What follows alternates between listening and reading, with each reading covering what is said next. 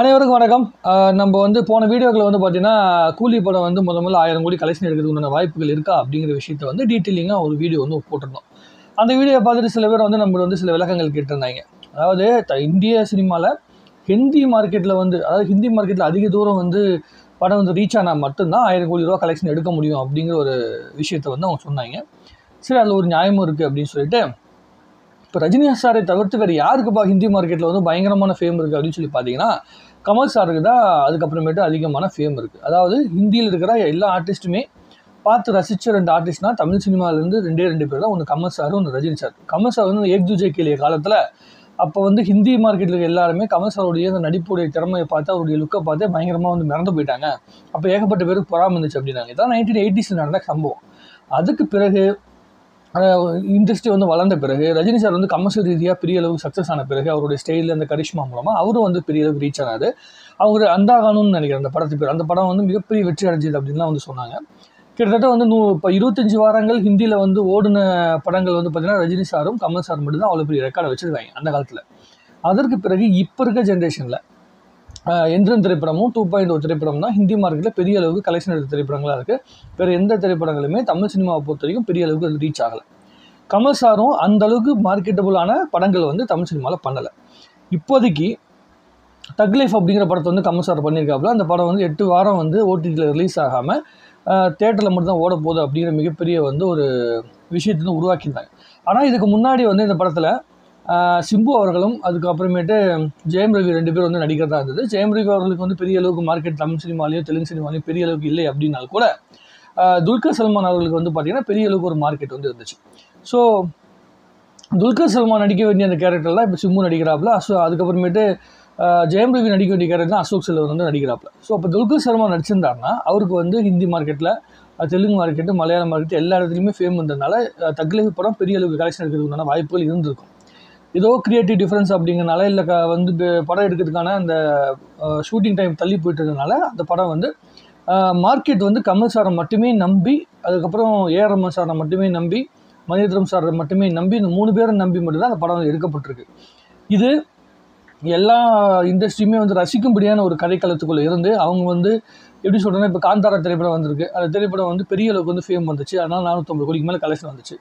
So Vikram திரைப்படம் பெரிய அளவுக்கு ஃபேம் வந்தது. அது எல்லா இண்டஸ்ட்ரியில் சேர்ந்தவங்களும் பயங்கரமாக அந்த படத்தை பில்டப் பண்ணி கொடுத்தாங்க. தமிழ் சினிமாவில் விஜய் சேதுபதியாக இருக்கட்டும், மலையாள சினிமாவில் பார்த்தீங்கன்னா நம்முடைய ஃபகத் ஃபாசில்லாம் பெரிய அளவுக்கு ஃபேம் வந்ததுனால அந்த படம் பெரிய அளவுக்கு ரீச் ஆச்சு. ஆனால் தக் லைஃப் திரைப்படம் நல்ல வேர்ட் ஆஃப் மவுத் வந்தால் ஒழிய அந்த இடத்த போய் ரீச் ஆகுது மிகப்பெரிய ஒரு விஷயமா வந்துடும். அது ஹிந்தி மார்க்கெட்டுக்கு இந்த படம் அந்தளவுக்கு அட்ஜஸ்டபுளாக இருக்கா, அந்தளவு ரசிக்க முடியாது இருக்கா அப்படிங்கிறத பொறுத்துன்னு தான் பார்க்கணும். ஏன்னா இப்போ ஹிந்தி மார்க்கெட்டில் ஒரு பெரிய ப்ரொடக்ஷன் ஹவுஸ் உருவாகிட்டு இருக்குது. இப்போ நம்ம லோகேஷ் கனராஜ் எல்சியூன்னு உருவாக்கியிருக்க மாதிரி அங்கே பேய் படத்துக்குன்னு ஒரு பெரிய இடத்த உருவாக்கியிருக்காங்க. முஞ்சான்னு நினைக்கிறேன் ஒரு படம், அந்த படம் எடுத்தாங்க. அதுக்கப்புறமேட்டு ஸ்ரீன்னு ஒரு படம் வந்துட்டுருக்கு. ஸோ அதை வச்சு ஒரு 10 படங்கள் அடுத்த ஒரு 2-3 வருஷத்துலேயே வரப்போகுது.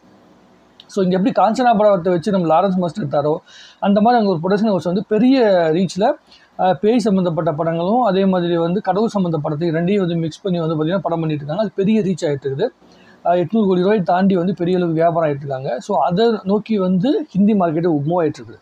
இதை தாண்டி யாஷ் ராஜ் ஃபிலிம்ஸ் இருக்காங்கல்ல, அவங்க ஸ்பை யூனிவர்ஸ்னு ஒன்று பண்ணிட்டு இருக்காங்க. அதாவது பதான் படமாக இருக்கட்டும், அதே மாதிரி இப்போ வரப்போகின்ற வார் படமாக இருக்கட்டும், இது எல்லா திரைப்படங்களிலுமே ஸ்பை த்ரில்லர் அப்படின்னு சொல்லிட்டு, அதாவது அந்த போலீஸ் இன்வெஸ்டிகேஷன் பண்ணுவாங்க, அந்த மாதிரி த்ரில்லர் சம்மந்தப்பட்ட படங்களை பண்ணிட்டு இருக்கிறாங்க. ஸோ அந்த மார்க்கெட் தான் இப்போதைக்கு ஹிந்தியில் பெரிய அளவுக்கு ரீச் ஆகுதுன்னு வாய்ப்புகள் இருக்குது. ஸோ இது இந்த மாதிரியான கான்செப்டுக்குள்ளே இந்த திரைப்படம் ஃபால் ஆகுதா, தக் லைஃப் ஃபால் ஆகுதா அப்படிங்கிறத பார்த்து தான் கலெக்ஷனுடைய ரிப்போர்ட்டை பற்றி பேச முடியும். இதில் என்னன்னா, கமலில் நம்மகிட்ட பேசும்போது ரஜினி சார் பார்த்தீங்கன்னா ஹிந்தி மார்க்கெட்டில் பயங்கரமாக என்ன பண்ணிட்டார் அப்படிங்கிற மாதிரி கேட்டிருக்காங்க. ரஜினி சாரையே பார்த்தீங்கன்னா ஹிந்தி மார்க்கெட்டில் எதுவுமே பண்ணல அப்படின்னு நீங்கள் பேசிட்டு இருக்கீங்கன்னா, தமிழ் சினிமாவில் வேறு யார் பெரிய அளவுக்கு மார்க்கெட் உருவாக்கியிருக்காங்க அப்படிங்கிறது எனக்கு தெரியவே இல்லை. தமிழ் சினிமாவில் இருந்து ஹிந்தி மார்க்கெட்டில் கிட்டத்தட்ட 200 கோடி ரூபாய் நெருங்கி கலெக்ஷன் பண்ண படம் 2.0 திரைப்படம். 2.0 திரைப்படம் மிக்ஸ்டு ரிவ்யூவாக இருக்கலாம். படம் பெரிய அளவுக்கு எதிர்பார்த்த கதை அம்சம் வராமல் இருந்தாலும் 3D படம் நல்லா எடுக்கப்பட்டுச்சு அப்படிங்கிறனால அந்த படத்துடைய விளம்பரம் பயங்கரமாக செய்யப்பட்டுச்சு அப்படிங்கிறனால இன்னும் பயங்கரமாக பண்ணியிருந்தால் பெரிய அளவு ரீச் ஆகியிருந்திருக்கும். ஸோ எந்த அளவுக்கு அந்த படம் 3Dயில் எஃபெக்ட் கொடுத்துச்சோ அது பெரிய அளவுக்கு ரீச் ஆகி தான் எல்லா இடங்கள்லையுமே பெரிய கலெக்ஷன் வந்து பார்த்துச்சு. கிட்டத்தட்ட 800 கோடி ரூபாய்க்கு கிட்ட வந்து பார்த்தீங்கன்னா வியாபாரம் பண்ணுச்சு. தமிழ் சினிமாவில் 800 கோடி நெருங்கி வந்து கலெக்ஷன் பண்ண படம் 2018 அந்த கலெக்ஷன் பண்ண ஒரே ஹீரோ வந்து பார்த்தீங்கன்னா ரஜினி சார் தான். அதுக்கு பிறகு வந்து அவர் தான் அடுத்த இடத்துல ஜெயிலர் படத்துலேயும் இருக்கார். கூலி திரைப்படமும் அதே மாதிரி வந்து ஜெயிலர் 2 திரைப்படம் 2 திரைப்படம் மட்டும்தான் சவுத் இந்தியா முழுக்க எல்லா ரசிகர்களாலுமே ஏற்றுக்கொள்ளப்பட்ட ஒரு கதைக்களத்துக்குள்ளேருந்து வருது. கூலி திரைப்படம் அவ்வளோ அற்புதமாக வந்து செய்யப்பட்டிருக்கு அப்படிங்கிறது எல்லாருமே சொல்லிக்கிட்டு இருக்காங்க. அதை பற்றி நம்ம நாளையிலேருந்து கவுண்ட் டவுனில் பார்க்கலாம். கூலி திரைப்படத்தை பற்றி என்னென்ன விஷயங்கள் வந்து பேசிகிட்டு இருக்காங்க, என்னென்ன விஷயங்கள் வந்து பார்த்தீங்கன்னா வெளியே நம்ம வந்து ரூமராக வருது அப்படிங்கிற விஷயத்தை பார்க்கலாம் நம்மளுடைய பாயிண்ட் ஆஃப் வியூலேருந்து. அப்புறம் நம்ம என்ன ரசிகர்களாக நம்ம என்ன எதிர்பார்க்குறோம், இப்போ கடைசியாக வந்து பிடிஎஸ் வீடியோலேருந்து என்னென்ன விஷயங்கள்லாம் வந்து நம்ம எதிர்பார்க்குறோம் அப்படிங்கிறதுலாம் நம்ம வந்து அடுத்த வீடியோவில் வந்து பார்க்கலாம். என்னை பொறுத்த வரைக்கும் நான் வந்து சினிமாவை ரொம்ப அனலைஸ் பண்ணி பார்த்துட்டு இருந்த வரைக்கும் கூலி திரைப்படம் உட்பட படம் ரிலீஸ் ஆகி வேர்ட் ஆஃப் மவுத் நல்லபடியாக வந்தால் மட்டும்தான் அந்த நார்த் இந்தியாவில் பெரிய அளவுக்கு வந்து ரீச் பண்ண முடியும். நார்த் இந்தியாவில் ரஜினி சாருக்கு வந்து இந்த ஜெயிலர் திரைப்படம் வந்து அப்போ ரிலீஸ் பண்ண முடியாத சூழ்நிலை. ஏன்னா அந்த 4 வாரத்தில் வந்து ஆன்லைனில் வந்து ரிலீஸ் ஆகணும் அப்படிங்கிறதுக்காக உடனே ஹிந்தி மார்க்கெட்டில் வந்து அக்ரிமெண்ட் ஓகே ஆகலை அப்படிங்கிறதுனால வந்து படம் வந்து லேட்டாக எப்படி சொல்கிறேன்னா அங்கே வந்து பிவிஆர் இதெல்லாம் வந்து எடுத்து படத்தை வந்து ரிலீஸ் பண்ண விடாமல் பண்ணிட்டாங்க. அப்படி இல்லாமல் ஜெயிலர் திரைப்படம் வந்து அப்போ இருந்த ஃபேமுக்கு சவுத் இந்தியாவில் இருந்த ஃபேமுக்கு அங்கே 8 வாரம் வந்து அக்ரிமெண்ட் முடிச்சிருந்து எல்லா பிவிஆரில் ரிலீஸ் ஆயிருந்தால் இன்னும் மிகப்பெரிய கலெக்ஷன் வந்து எடுக்கிறதுக்கு வாய்ப்புகள் இருந்திருக்கும். ஜெயிலர் 2ல் அந்த மிஸ்டேக் அவங்க பண்ணவே மாட்டாங்க. சன் பிக்சர்ஸ் கூலி படத்தில் அந்த மிஸ்டேக் பண்ண மாட்டாங்க மேக்ஸிமம். ஏன்னா அவங்க வந்து ப்ரொமோஷன் பண்ணுற விதத்துலேயே வந்து நமக்கு தெரிய ஆரம்பிச்சிடும். லைக்கா மாதிரி வந்து பெரிய ஸ்டார் காஸ்ட்டை வச்சிருந்து கூட வேட்டையன் படம் வந்து நல்லபடியான ஒரு வேர்ட் ஆஃப் மவுத் வந்திருந்த போது கூட அதை பெரிய அளவுக்கு வந்து ரீச் பண்ண விடாமல் வந்து பண்ணிட்டாங்க. அதாவது அந்தளவுக்கு ப்ரொமோஷன் சரியாக பண்ணலை லைக்காவில். லைக்காவுடைய சில தோல்விகளுக்கு லைக்காவுடைய அந்த ப்ரொமோஷன் ஃபார்மெட் தான் மிகப்பெரிய காரணம். இப்போ சன் பிக்சர்ஸ் வந்து பார்த்திங்கன்னா ஜெயிலர் 2 டீசரை வந்து ஃபஸ்ட்டு டைட்டில் டீசரை வந்து பார்த்திங்கன்னா ஒரு பெரிய தேட்டரில் வந்து பார்த்திங்கன்னா எல்லா ஸ்க்ரீன்லையும் ரிலீஸ் பண்ணணும் அப்படிங்கிற ஒரு ஐடியா பண்ணுறாங்க. அது ரொம்ப ஓல்டஸ்ட் ஐடியா தான். பட் ஆனால் அது வந்து ஆடியன்ஸ் மத்தியில் மிகப்பெரிய இம்பாக்ட் வந்து உருவாச்சு.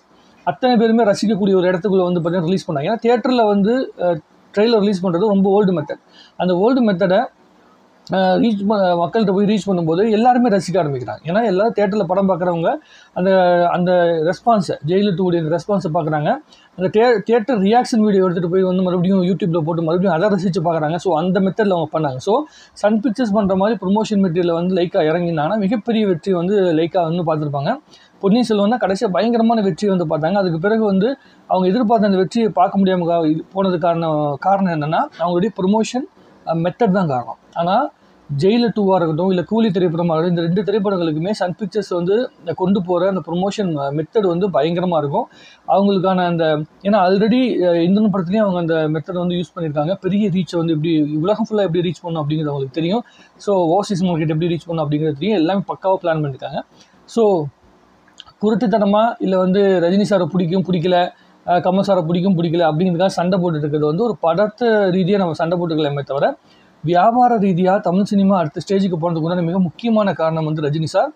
ஆனால் ரஜினி சாருக்கு வந்து அந்த வியாபார எல்லை வந்து விரிவடைஞ்சதை வச்சு தான் இப்போ இருக்கிற எல்லாருமே ஏன் கடைசியாக இப்போ கமல் சாரோடைய விக்ரம் திரைப்படம் வந்து ஓவர்சீஸில் மிகப்பெரிய அளவுக்கு வந்து கலெக்ஷன் வருதுன்னா அதுக்கு உண்டான மிகப்பெரிய காரணம் ரஜினி சார் அந்த வியாபார எல்லை அதிகப்படுத்தி கொண்டு போகிறதுக்கு உண்டான காரணம் தான். அதை வந்து உணர்ந்தால் ஒழிய நம்ம வந்து சினிமாவை பற்றி பேசுறதுல அர்த்தமே இல்லை அப்படிங்கிற என்னுடைய பாயிண்ட் ஆஃப் வியூ. ஸோ நான் யோசித்த வரைக்கும் இல்லை, நீங்கள் எங்கே வேணாலும் நீங்கள் யோசிச்சு பார்த்துக்குங்க.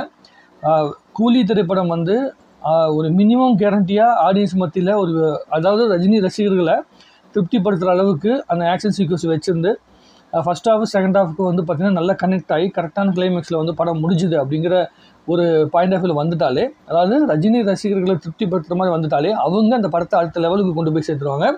அந்த ஒரு இடத்த மட்டும்தான் வந்து எதிர்பார்த்து ரசிகர்கள் காத்துட்ருக்குறாங்க. அது நடக்கும் அப்படின்னு நான் நம்புகிறேன். ஏன்னா லியோ படம் இருக்கு இல்லைங்க, லியோ படம் எடுக்கப்படும் போது செகண்ட் பார்ட்டில் வந்த அந்த ஃப்ளாஷ்பேக் இருக்குல்ல, அந்த சீக்வன்ஸ்லாம் வந்து சரியாக வந்து நம்ம எடுக்க முடியாமல் உண்டான காரணம் என்னென்னா லோகேஷ் கனகராஜுக்கு நேரம் இல்லை அப்படிங்கிறது. ஏன்னா ரிலீஸ் டேட்டை வந்து முன்னாடியே வந்து அறிவிச்சுட்டு அந்த டைமுக்குள்ளே முடிக்கணும் அப்படிங்கிற ஒரு மிகப்பெரிய ப்ரெஷரை வந்து பார்த்தீங்கன்னா லோகேஷ் கனகராஜ் வந்து அனுபவிச்சார். ஸோ அது வந்து கூலி திரைப்படத்தில் அவருக்கு இல்லை. ஸோ அதனால் ஃபுல் ஃப்ரீடமாக வந்து பார்த்தாங்கன்னா அந்த படத்தை வந்து ஒர்க் பண்ணி கொடுத்துருக்காரு. அதனால மிகப்பெரிய ரீச் ஆகிறதுக்கான வாய்ப்புகள் இருக்குது. படம் வந்து ரசிகர்களை திருப்திப்படுத்துறதுக்கு என்னென்ன விதத்தில் வந்து ஒர்க் பண்ணணுமோ அதை வந்து அற்புதமாக லோகேஷ் கனகராஜ் அவர்கள் வந்து ஒர்க் பண்ணியிருப்பார் அப்படின்னு நான் நம்புகிறேன். இதெல்லாம் யோசிச்சதுனால தான் நான் வந்து கண்டிப்பாக அந்த 1000 கோடியை நெருங்கிறதுக்குண்டான வாய்ப்புகள் இருக்குது அப்படின்னு நான் நம்புகிறேன். என்னதான் நம்ம வந்து எக்ஸ்பெக்டேஷனில் இருந்தால் கூட ரசிகர்கள் என்ன முடிவு பண்ணுறாங்க அப்படிங்கிறத பொறுத்து தான் படத்துடைய வெற்றி இருக்குது. ஸோ நான் வந்து லோகேஷ் கனகராஜுக்குள்ளே இருக்கிற ஒரு அற்புதமான இயக்குனரை வந்து நான் வந்து முழுமையாக நம்புகிறேன். ஸோ லோகேஷ் கனகராஜன் என்ன மாதிரியான கதையம்சத்தில் படம் பண்ணியிருப்பாரு, நம்ம வந்து எதிர்பார்க்குற மாதிரி ஜெயிலர் திரைப்படம் மாதிரி இருக்குமா, இல்லை வந்து மாஸ் படங்கள்லாம் எடுக்கிறாங்கல்ல, இப்போ கமர்ஷியல் சினிமா மாதிரிலாம் இருக்குமா அப்படிங்கிற மாதிரி விஷயங்களை வந்து அடுத்த வீடியோவில் வந்து நம்ம டீட்டெயிலாக வந்து பார்க்கலாம். கூலி திரைப்படத்துக்குள்ளே என்ன மாதிரியான கதையம்சம் எப்படி கொண்டு போய் சேர்த்த போகிறாங்க அப்படிங்கிற விஷயத்தை பற்றி நம்ம டீட்டெயிலாக அடுத்த வீடியோவில் பார்க்கலாம். உங்களுடைய கருத்துக்கள் எதுவாக சரி கமெண்ட்டில் போடுங்க. தயவு செஞ்சு தமிழ் சினிமா வளரணும் அப்படின்னு ஒரு ஐடியாவில் இருந்தீங்கன்னா படம் பார்த்த பிறகு உங்களுக்கு என்ன தாட் ப்ராசஸ் இருக்கோ அதை வச்சு நாங்கள் பேசுங்க. எக்ஸ்பெக்டேஷனில் வந்து பேசும்போது சில பேர் என்ன சொல்கிறாங்கன்னா, இவங்க இது மூலமாக வராது, அது மூலமாக வராது, இண்டஸ்ட்ரி வந்து இவர் தான் தூக்கி நிறுத்தினார் அப்படின்லாம் கேள்வியெல்லாம் இருக்குது. அது ஆமாம், ரஜினி சாரும் கமல் சாரும் தான் இந்த இண்டஸ்ட்ரி தூக்கி நிறுத்தினாங்க. அதுக்கு அடுத்து வந்த ஜென்ரேஷன் அவங்களுடைய தோள்கள் மேலே தான் நிற்கிறாங்களே தவிர அவங்களுக்குன்னு ஒரு பெரிய தோளை வந்து உருவாக்கலை. அவங்களுக்குன்னு ஒரு கமர்ஷியல் ரீதியான இடத்த மட்டும் தான் உருவாக்கியிருக்காங்களே தவிர இண்டஸ்ட்ரியை வந்து பெரிய இடத்துக்கு கொண்டு போகிற அந்த இடத்த வந்து ரஜினி சார் கமல் சாருக்கு பிறகு வந்து எந்த ஒரு பெரிய ஆர்டிஸ்ட்டுமே பண்ணலை அப்படிங்கிறத என்னால் 100% சொல்ல முடியும். அதுக்கு வந்து உதாரணம் கேட்டிங்கனாலும் அதை என்னால் எக்ஸ்பிளைன் பண்ண முடியும். அதுக்கு ஒரு வீடியோ வந்து போட்டு நான் வந்து தெளிவாக சொல்கிறேன். உங்களுடைய கருத்துக்களை கமெண்ட் எழுதுங்க. இன்னும் நிறைய பேசுவோம். வாழ்க தமிழ்நாடு, வாழ்க தமிழ் சினிமா.